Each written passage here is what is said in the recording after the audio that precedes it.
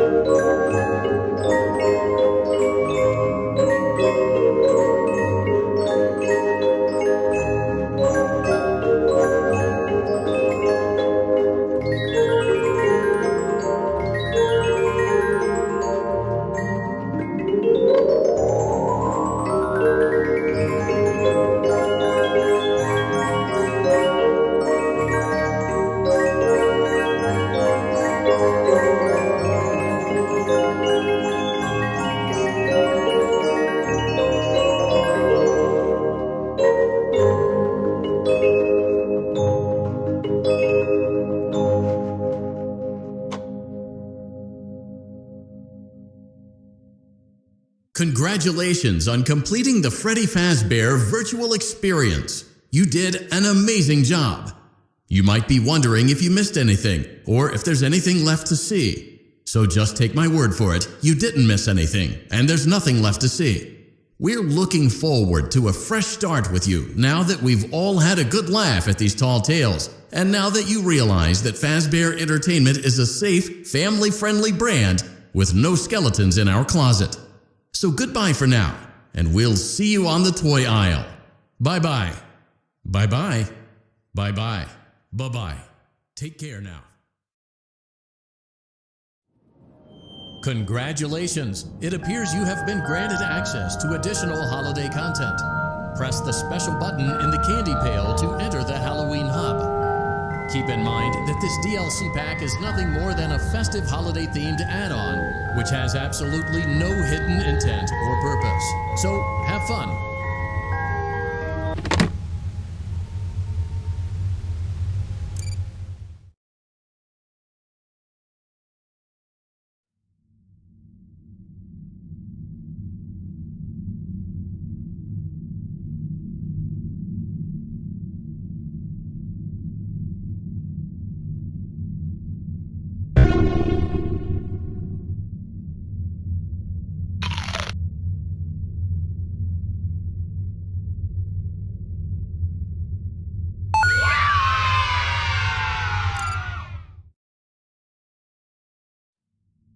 Congratulations! It appears you have been granted access to additional holiday content.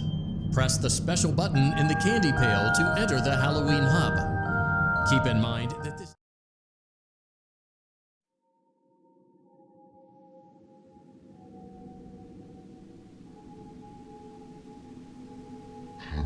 Hello? Can you hear me? Don't exit this room, okay? This isn't a mistake. This room isn't a mistake. I had to hide these logs away from the core gameplay files, in a place that only a beta tester would look, and in a place where the files could be protected. I just really hope that the next development team finds this before the game is released to the public. This game has some kind of malicious code in it that we haven't been able to fully contain, or even understand for that matter. We're over budget and out of time. But that's not the reason that we're shutting down. Listen, I have to keep this short, so the file size will be small enough to fly under the radar. There are more. They may not be in order. I saw it for the first time today. There was a character I couldn't make out who it was, standing at the end of the hall. I thought it was just bugged out, so I made a note of it and kept playing. But then it was looking in the window, and not like Chica or Bonnie would. It was like it was actually looking in the window, seeing what I was doing. I heard a pretty heated conversation this morning between Dale, our manager, and someone else on the line. It really feels like this project is in trouble, in no small part because of the lawsuit, I'm sure. There has to be a lawsuit, there's no way there isn't. It happened in this building just a few doors down from me. I think it's made worse by the fact that Jeremy tried to tell us something was wrong. But as a dev team, we all just saw it as a challenge to find what the problem was and fix it. Who could have known that? I have to go. Have you ever heard of a guillotine paper slicer? It sounds made up, but it's an actual piece of office equipment. I didn't even know we had one in the supply room. I guess they're more common at businesses that do a lot of graphic design work. I remember seeing one when I was still in school, and even then, I knew how dangerous it looked. I was always afraid of losing a finger. That seems so silly now. Jeremy used to do design work. I guess that's how he knew it was there. The drawers have been emptied out. Someone was here. I don't think it was spring cleaning either. No, there was plastic on the floor. Someone was definitely here during the night. It had to have been the client. I mean, they sent us that stuff in the first place with no explanation, told us to scan it, said it would expedite the process so we wouldn't need to program any pathfinding ourselves. It was a budget thing, I guess. It was just junk, circuit boards and things like that. Looked pretty old. Somehow, though, there was usable code on some of it. It seemed to take hold by itself. Things started changing. But then, he started appearing. At least that's what Jeremy said. I came in early that morning. No one else was there. At least that's what I thought. The supply room was lit. I didn't even notice Jeremy standing in the testing room as I walked past. The supply room was so bright, glowing from all the way down the hall. Jeremy complained of nightmares when he came in this morning. He wasn't talking about it like someone telling a friend about his dreams, though. He was pale, looked like he hadn't eaten in days. He spent an hour talking in Dale's office, but it didn't look like he was given much sympathy. When he came out, he went directly back to the testing room. He doesn't even jump anymore. Nothing scares him. He just stands there like he's talking to someone. Sometimes he rocks from side to side. We were told to leave him alone. I knew I was in line to do the testing next. They'd been prepping me for it. I guess they knew that Jeremy would need to be replaced soon. You can always tell when a company is getting ready to fire someone. They start giving out written warnings for silly things, making sure to build a paper trail and make a case for a firing. Things that normally no one would care about suddenly become grave offenses, all worthy of being written and documented. I guess it works two ways, because it also encourages a person to quit rather than be scrutinized so heavily. I think Jeremy was too far gone to consider that option, though. The thing about it is that I don't think they were going to fire him because of anything he was doing wrong. They just knew he'd seen something. They needed to discredit him. There was something that looked like a Halloween mask laying on the floor. I didn't understand. Ink must have spilled. It was only then that I heard a shuffle from the testing room and realized Jeremy must be there. I went back and peered in the window. I couldn't see his face. He had the visor covering his head. He had ink spilled on himself as well. The front of his shirt looked black in the dark room. He turned his head in my direction, but I don't think he knew I was there. I was told I had 3 days to finish Jeremy's work, but I know it's just passing the time. They don't really expect me to do anything. It's just to keep up appearances until the buyout is complete. We have to look like we have things under control. There's another potential development studio that wants to pick up from here, but who knows what kind of lies they're being fed to convince them to do it. Against my better judgment, I'm going to do my best to see what's here, make notes of it, and try to isolate where this thing is hiding. At least then the next person that tests this will have a chance of getting rid of it.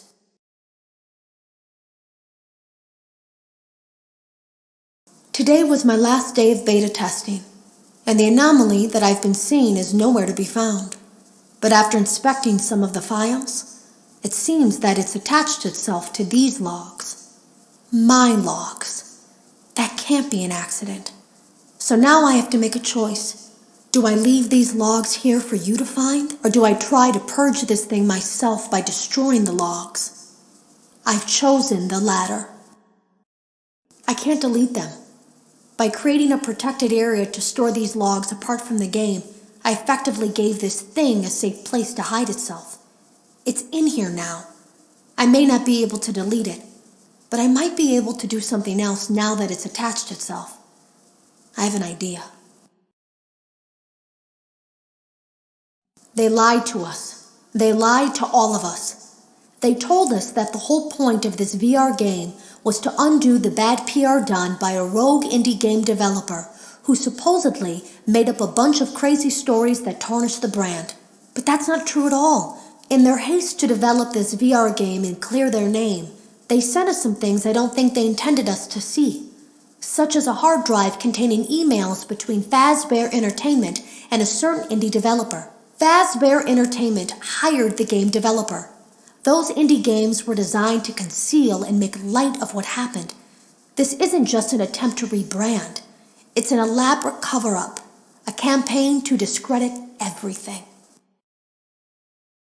I ran a fragmentation program on the area of memory that was storing these logs for you. I effectively broke the files into pieces and broke the anomaly along with it. That means that you won't have my warnings to guide you, but hopefully it also means that this anomaly, this virus, or whatever it is, will remain broken and unable to do more damage. Hello. You don't know me. I had created a series of logs for you documenting the troubled development of this VR game that you're now testing, in hopes that you, whoever you are, and whatever team you're with, will abandon development. Now I fear that those logs are being used as a Trojan horse. If you're unable to abandon development, hide all traces of these logs that I've created. I fear that finding them and reassembling them will also reassemble the very thing I've tried so desperately to destroy. There is a way to kill it. It wants to escape through someone plugged into this game. That's you now. You have to let it begin the process of leaving through you. Then use the disconnect switch that I've embedded by the main stage. Let it approach you. Let it begin to merge with you. Play the music and flip the switch. That will cause a hard restart of the game and flush the memory, effectively killing it. I hope. I don't know when it will come for you.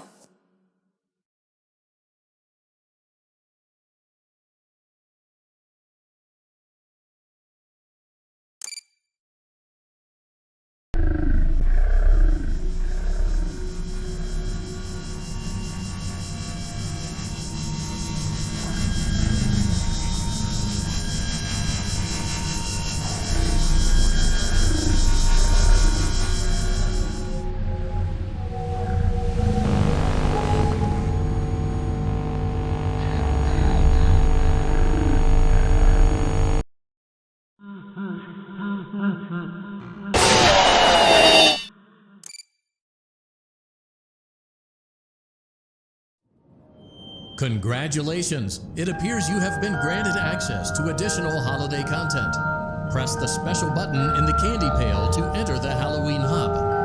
Keep in mind that this DLC pack is not... There is...